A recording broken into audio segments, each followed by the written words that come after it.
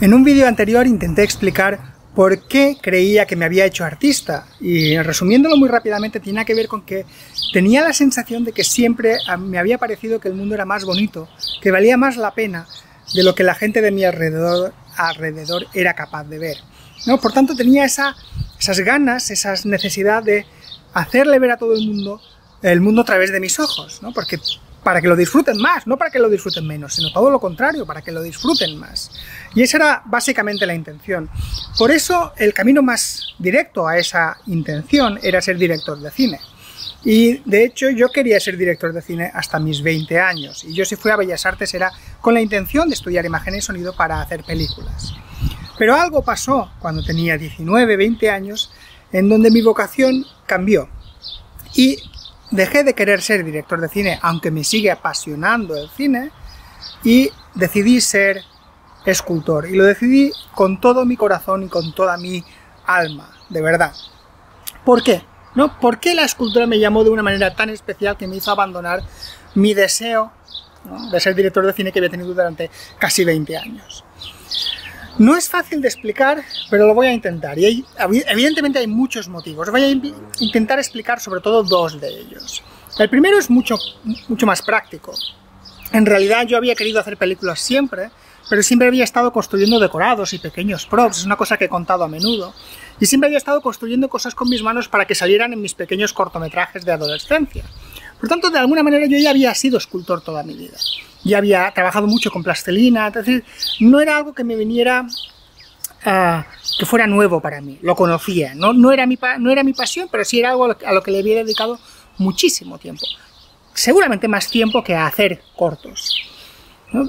Por eso de alguna manera era algo natural para mí. Y después recuerdo que yo pensé, vale, hacer películas solo va a ser imposible, siempre voy a necesitar tener que trabajar con mucha más gente y intentar levantar una producción de una película es siempre muy difícil. Y eso me desanimó bastante. Dije, en cambio, si hago esculturas casi las puedo hacer solo. Entonces fue uno de los motivos, seguramente fue ese. Entonces este sería el primer motivo, el más obvio y seguramente el más práctico. Pero yo creo, viéndolo ahora con los años, que hubo un segundo motivo que fue mucho más potente. Quizás no fue el que me decidió a ser escultor, pero sí es el que me dio la energía suficiente como para dedicarme a ello con tanta devoción, ¿no? Yo os dije en el vídeo anterior que yo veía el mundo diferente a los que me rodeaban, que veía que era más bonito, que era más interesante. Y os puse como ejemplo el dibujo de Durero, en donde cuando Durero dibujaba una planta de camino, lo que hacía era abrirme una puerta para que yo pudiera disfrutar la belleza de las plantas de camino. Y es verdad que cuando yo veía el dibujo de Durero, después miraba una planta de camino y veía esa belleza. Reconocía la belleza de la planta en el dibujo de Durero. Yo estaba en aquellos momentos, alrededor de mis 20 años, creyéndome que era súper racional, que era muy inteligente, que leía mucho, que me interesaba mucho la filosofía. Yo estaba en este tipo de cosas y me creía mucho estas cosas de filosofía moderna, de que en realidad todo es un relato y que todo depende de la narración interior que tú te hagas, porque la realidad exterior es totalmente inalcanzable si es que existe. Estaba con estas paranoias. Pero yo porque he de recordar que la Facultad de Bellas Artes en aquella época era una academia de arte contemporáneo. Que nadie se imagine que era una academia clásica de dibujo, pintura y escultura. Era una academia de instalaciones. Y lo que nos pedían la gran mayoría de los profesores es que hiciéramos arte conceptual, instalaciones y este tipo de cosas.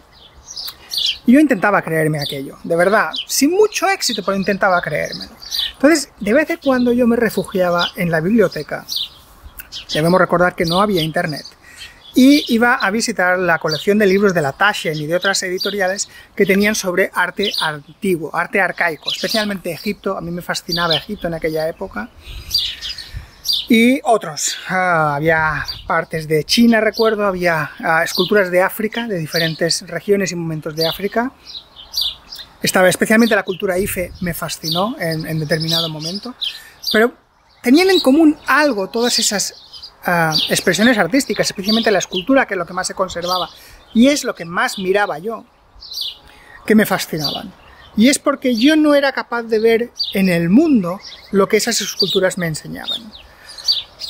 Así como con Durero cuando Durero me enseñaba la planta de camino, yo veía una planta de camino, veía exactamente eso, y le agradecía mucho a Durero que me hubiera abierto esa puerta a la belleza común y normal que había en el camino, ¿no? Con la escultura egipcia no me pasaba eso. Es decir, yo miraba una escultura egipcia, me fascinaba, me parecía una preciosidad, una maravilla técnica, una perfección y una simpleza formal que me maravillaban, pero yo intentaba ver las caras de mis compañeros como si fueran esculturas egipcias y no lo lograba. Por tanto, algo veía en esos egipcios que yo era incapaz de ver.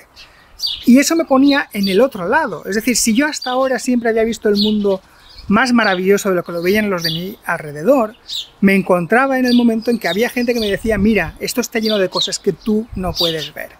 El mundo es aún más maravilloso de lo que tú crees. Y lo es más allá de cualquier frontera que te puedas imaginar.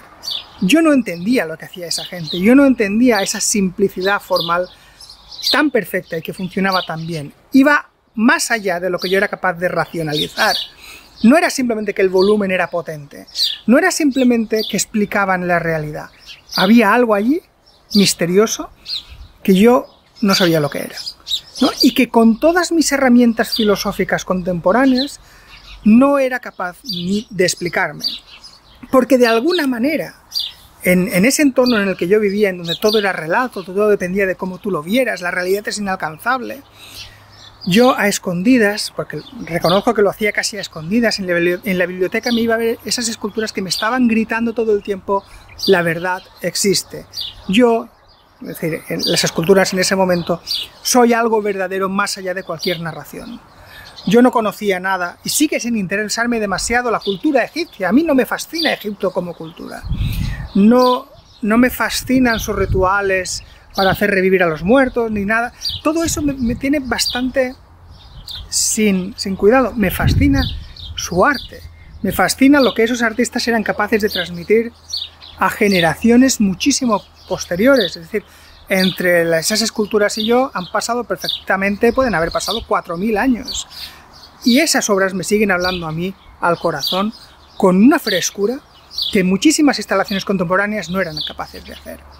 Entonces, algo ahí me fascinó. Yo quería ser capaz de entender qué es lo que yo veo en esas esculturas.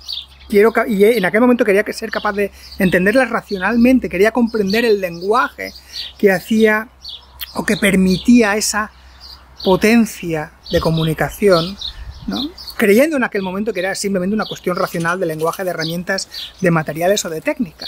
Pero me adentré en eso en cuerpo y alma para tratar de descubrir cuál era el misterio que tanto me fascinaba cuando yo me enfrentaba a una escultura egipcia.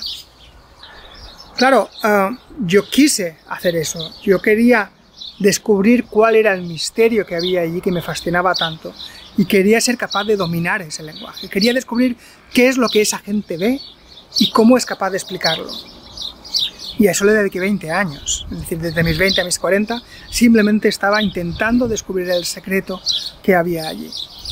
Otra cosa es que lo buscara en la dirección equivocada, seguramente, ¿no?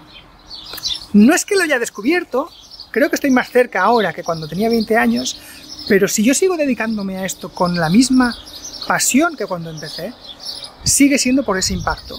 Algo hay en la escultura arcaica, algo me están explicando esos hombres que hicieron esculturas hace 4000, 10.000, 30.000 años, ¿no?